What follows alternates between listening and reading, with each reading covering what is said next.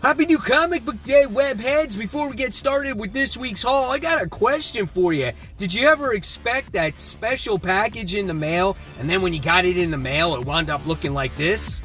Well, when you opened it, what was the outcome? Was it good? Was it bad?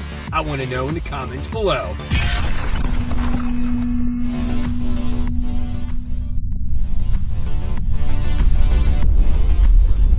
Hey, all my webheads out there, welcome back to Comic Book Corner 2.0. And fans, I am your host, as always, Mike Spider Slayer, getting ready to bring you Spider Slayer's comic book haul.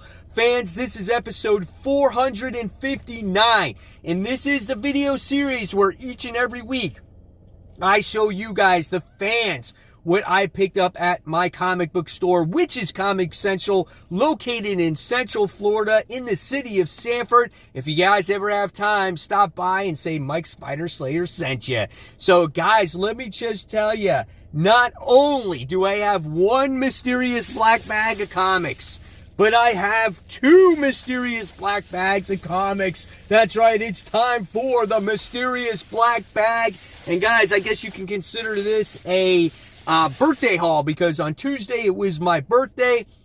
I turned 46, so I bought a few extra things to treat myself, right? So let's get started with this week's haul. Here we go. We're going to start off with the new comics, because I got a bag of new comics and then a bag of back issues, and you're going to see which ones I picked up, and yeah, they're pretty freaking badass. So stay tuned for that one. All right, so here we go. Here is the first bag. So I'm going to reveal what's inside here. And the first one here is the stack. Look at that stack. I think this is a huge week when it comes to comic books this week. So the first thing I'm going to show you is the second print of the Amazing Spider-Man issue 55. This book is awesome. The first print was cool. The second print is cool. I think it looks better in the red and black. I think it just makes it pop. I think it's cool, man. So how many of you guys landed this second print? I am spitting all over the place. Let me know in the comments below. All right, so we wound up getting that one. The next one I wound up getting, and excuse the sun here, but I'm going to block this out. Yeah, let's see what happens there. That helps. All right, then we get the Avengers Mech Strike. That's right, your Avengers are so weak and pathetic that they need mechs to defeat their enemies, right? I don't know, we'll see. But when I flip through this book, the artwork inside, I'm not gonna lie, this looks good. Look at the Hulk, man, he looks freaky. Like, what's going on in here? There looks like there's some serious battle action going on in this book. So I'm excited about this.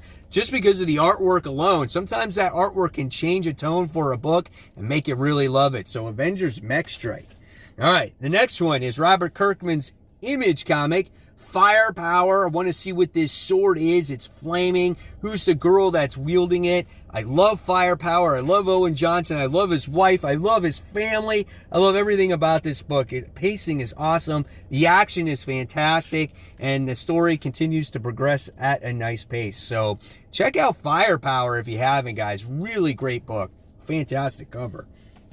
Next is Hellions, issue 9. And I like this cover as we get to see him holding that poster, and he's holding that poster, and he's holding... It like kind of goes, you know? Hellions has been a pretty good book when it comes to an X book, when it has like Havoc and Nanny and Wild Child and all those other characters. They had to recover a spaceship in the last story arc, or I think Nanny's ship. And some of them got a little bit changed around because of the resurrection situation that happened in Ten of Swords. Artwork is good in this story. I think it's a pretty good book. I definitely recommend it if you're looking for a different type of X book. So, yeah, and Psylocke is one of the main characters in here, and Mr. Sinister is too. So, Hellions, issue 9. All right. Next, we have the Immortal Hulk. This is issue 43. The Immortal Hulk is going against the UFOs in this particular issue, which I think can be a lot of fun. And just always the artwork in this book just makes me like go gaga for it, man. I tell you, it makes my jaw drop because you never know what you're going to expect in the artwork when it comes to this. It's just the facial expressions, the coloring, the horrific transformations, just everything about it, man. It's really, really awesome. Always look forward to the Immortal Hulk. When it's over, I will be disappointed, and we'll see what happens going forward. All right, so now we get another King in Black tie-in. We have King in Black, Black Knight. This is issue 1. So this is going on, and this is spinning off of the superior or symbiotic Spider-Man series with King in Black, because we get to see Dane Whitman, and we find out that his sword is a major player in King in Black to stop Null. So now his series ties into the whole thing. So you have Symbiote Spider-Man, now this, and yeah, we're going a little too deep into these tie-ins, right? But we'll see what happens with it. Could be a lot of fun. The artwork looks nice, right? So yeah, we'll see what happens. All right, another King in Black tie-in. We have Venom vs. Carnage. First issue was fantastic. We wound up seeing Mary Jane in this Earth 65, which is Gwen's Earth, wind up becoming Carnage. And so Mary Jane is the Carnage in that world. And the artwork in this book is so off the wall, man. I'm just like, oh, that's awesome. And it's just this battle that's going on is just intense between these two characters. You know, really awesome book last issue. This one looks like a complete battle. Can't wait to see what happens here. Venom vs. Carnage, issue 2, King in Black tie-in. All right. More King in Black tie-in. We got Marauders issue 1. So how does Null affect our X-Men in the Marvel Universe? I don't know. We're going to find out. Obviously, probably Kitty Pryde might be a major player in here. Here we have Pyro with his skull tattooed on his face. We got Bishop in there as well. There's Lockheed, and we have Iceman in there. So it's all your original Marauders that kicked off the series, and they're on their boat, and they're doing, I guess they're coming against maybe a symbiotic dragon themselves. So artwork looks a little maybe too cartoony, but we'll see where it goes. Could be a lot of fun. You never know. If you're an X-Men, Kitty Pryde fan, you might like this. So Marauders issue 1. All right. Next, let's keep going, man. King in Black, Return of the Valkyries. This is issue 2, as you get to see Jane Foster, Valkyrie, try to bring Sentry's soul to Valhalla. And then we come across this new Valkyrie that's going to be introduced into the world as well. So that's how this whole thing ties into the King in Black. It was an interesting series. Check out this dragon here on top of a building. That looks kind of cool. But again, every single one of these books has to deal with our heroes dealing with their little situation with a symbiotic dragon and it taking over their area. Here's some more of the artwork here. So yeah, I'm looking cool. It's looking cool. We'll see where it goes. So Return of the Valkyries. Yep, there we go. And this to save the soul of the century. That's what it says. All right, continue on with Marvel. We have Star Wars. This is issue 11 as this continues the whole Operation Starlight situation where we get to see Grand Moff Tarkin's little apprentice try to take his place in the world of Star Wars, and she's not the same, but she is pretty cool. This has been an okay series. I feel like it's lost its steam ever since it came back, when comics came back with the whole COVID shutdown. I kind of want to get away from this whole, I don't know, like space battling situation that's going on in it. I feel like it's just too drawn out. Not into the characters and what they're doing right now. Too much standing around, talking heads type of stuff. I want to see more in-depth story when it comes to this series. So we'll see where it goes. Star Wars issue 11. All right. So the next one I wound up getting is another Star Wars book, a book that was in high demand, high spec book, was the issue 1. I wound up now getting issue 2. I enjoyed the actual story when it came to High Republic. We got to see this this new Jedi Knight, and we get to see this space station that was created by the Jedi, and I think our new Jedi, his name is Keeve Trennis. And looks like something's gonna go wrong though, and her master seems like he's pissed off about something. The artwork seems pretty cool. But yeah, it's still too early to tell what this story is really going to be about, and how maybe this High Republic just falls apart to the Sith. So we'll see where it goes. Star Wars The High Republic issue 2. All right. Next, we have Strange Academy issue 8. This book is really good now. We wind up seeing the main character, Emily, who has these powers, which looks like can resurrect people because she resurrected Doyle, who wound up getting killed in the last issue. The last issue was very emotional, and our heroes look like now they have to do a field trip like what it's like in space or something. So looks like this one could be really cool. I feel like now things are starting to get a little bit more serious with our characters. I love Humberto Ramos's artwork when it comes to this series as well. So yeah, we'll see what happens with this one. All right, guys, so now it's time for those Facebook shout-outs. And the first Facebook shout-out we have today is from Dave124. He's setting up his own comic book corner. And let me just tell you, when it comes to a corner, that's how it starts. And then your whole room becomes filled with comics and all kinds of comic book related stuff. So congratulations, Dave, on getting that room set up. Next, we have Todd, who just got a mail call. He received a Fantastic Four issue 1 4.0. That is an awesome achievement to have, no matter what the grade is. So congratulations, Todd, on landing that Fantastic Four issue 1, man. That's awesome.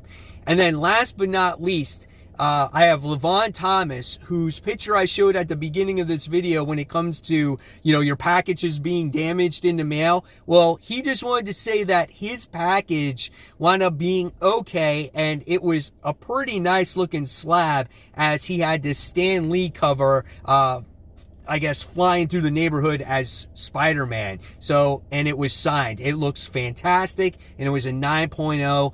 9.8, so congratulations on landing that slab. That's great that the package was okay. So guys, if you want to become a member of Comic Book Corner 2.0 Webheads Unite, all you got to do is go onto my Facebook group page, ask for approval. I'll make sure you're okay. I'll accept you, and you can share your haul and all your comic books on there. And guys, you might get shouted out in next week's video or future videos from there. All right, so let's resume this week's haul because we got a lot still going on here. So the next thing that we're going to show is from IDW. This is Transformers Beast Wars. This is issue 1. I was a huge Beast Wars fan as a kid. This is a 25 years of the series, and it kind of looks like the animated show in a way, just like the way the characters look, except maybe a little more cartoony. But I'm anxious to see what this has to offer. Like, we got Maximus Prime, and we got the Predacons, and we got all these different characters. So we'll see what's there. I like the Megatron. What's his name? He's like a T-Rex. I thought he was kind of cool. So we'll see what happens with this one. Holy shit, there's more King in Black. The most important one of all, Venom. We got issue 33. I love this cover. I'll know it's coming out of his mouth. That's got to be pretty painful, don't you think? So, yeah, here we go. I mean, if there is one that you got to definitely check out, it's this one. Eddie Brock is currently dead, and he's kind of like in the underworld of Null or whatnot. He's like a codex, and he's trying to do whatever he can to play his part in this world. And Flash Thompson is back. That was revealed in the last issue, at least in this Codex world, I guess, So, yeah. But holy shit, the artwork in this book. If you don't want to see this, close your eyes for about 3 seconds, okay? Give me a chance. All right, here you go. I'm going to show you something. 1, 2, 3. Okay, you can open your eyes. Holy crap, that was awesome artwork by Ryan Stegman. That is so good. I'm not even going to look at that anymore. It looks freaking fantastic, man. Great flipping series. I love it. Next, classic, The Walking Dead, issue 8. That's funny how I'm saying that this is a classic. Redone here in color. Such a phenomenal read. Read it for the first time, for the second time, because you're reading it in color, right? David Finch does all the colors. Check this out, man. Seeing all this now. Did I say David Finch does all the colors? No. David Finch does all the covers. And the coloring is done by Dave McCaig. So there we go. So I got to slow down a little bit. All right, let's keep going.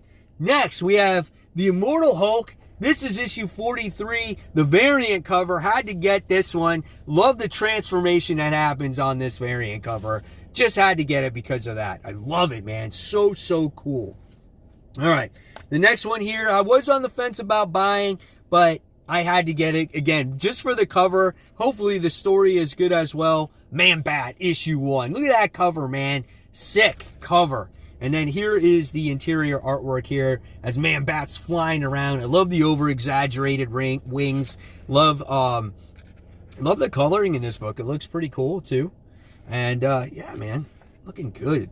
Stupid ads. There are so many ads in this comic book. Here we go. Here's some more. So, yeah, ManBat. Could be a lot of fun. All right, what's next? Next, I wound up getting Avengers. This is Avengers issue 42.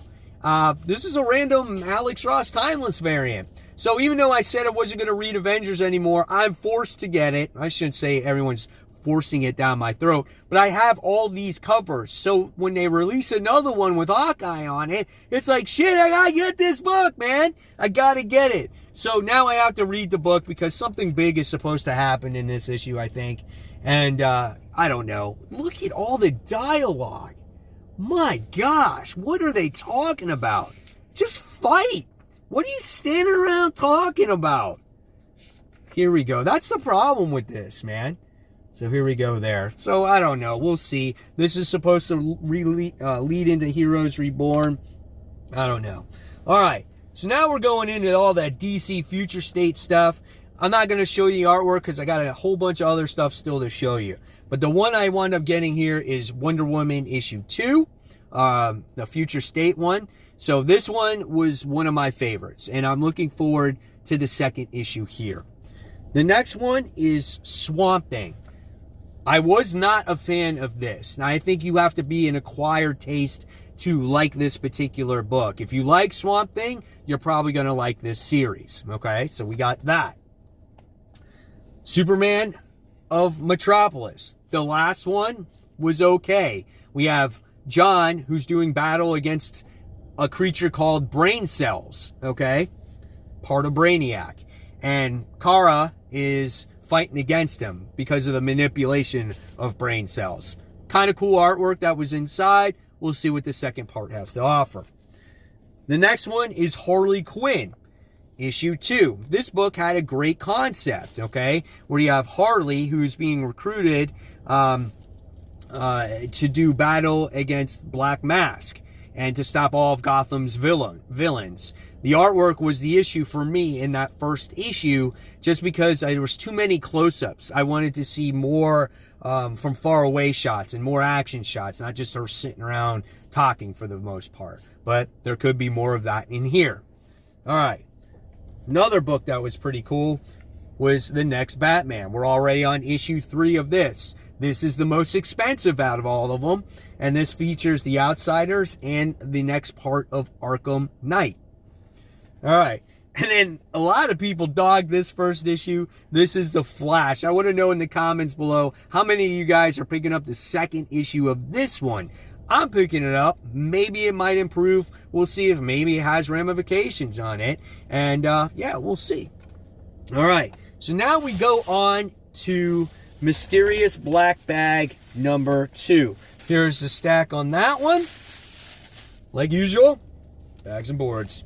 Got that question asked to me last week. Mike, do you buy bags and boards every week? Yes, I do. Just to make sure I have enough.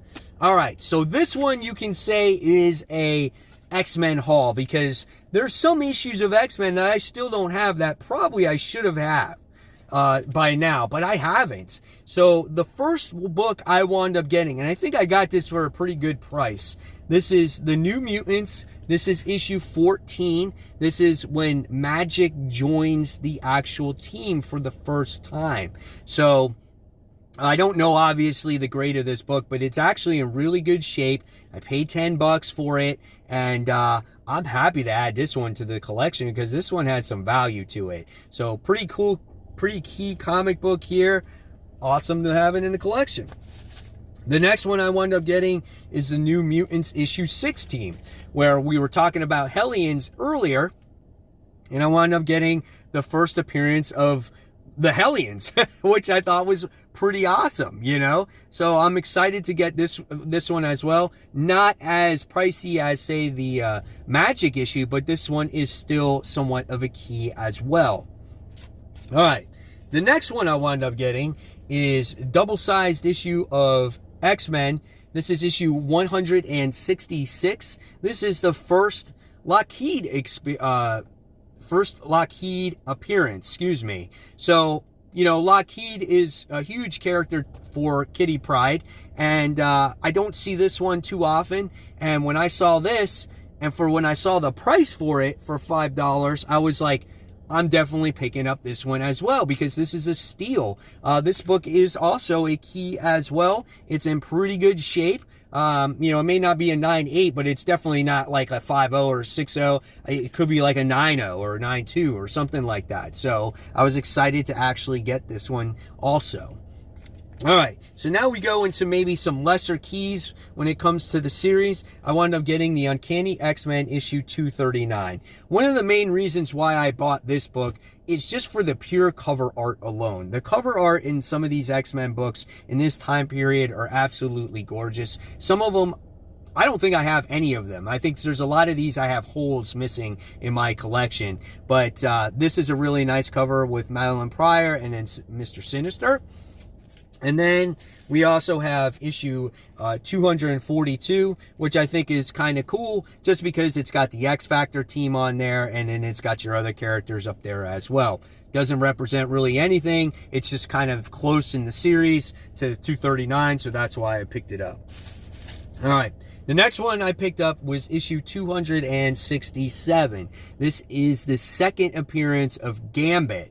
So even though this is not super expensive book like the first appearance of 266, I thought this was kind of a key issue to have, in case Gambit's appearance ever goes through the roof, to where this is the next best one to have. Really cool cover here. All right. The next one I wound up getting is 269. No reason why I got 269, just got it because the cover looked awesome. I love the way Rogue looked on this cover, fighting some alien creature, the original Miss Marvel. This is like she's mutated or whatever it is. And so I was just like, man, that's awesome. So I was like, I had to pick that one up, right? It's so cool, man. Some of these X-Men covers are just nostalgic. They look so good. And with Jim Lee's artwork, man, it's awesome. The next one is 271. Wolverine fighting, I don't know who that is. I couldn't tell you.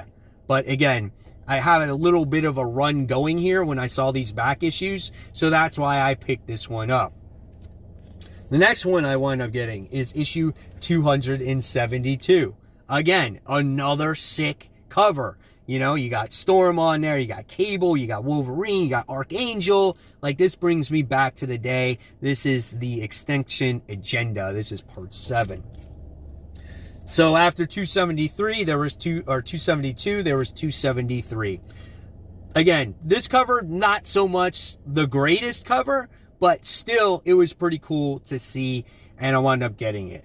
But the one that takes the cake out of all these X-Men book cover-wise is issue 274. I flippin' love this cover. And I don't know why I don't have this one. Maybe I just couldn't find it. But this is awesome. I paid $3 for this. I know this one is worth more than $3.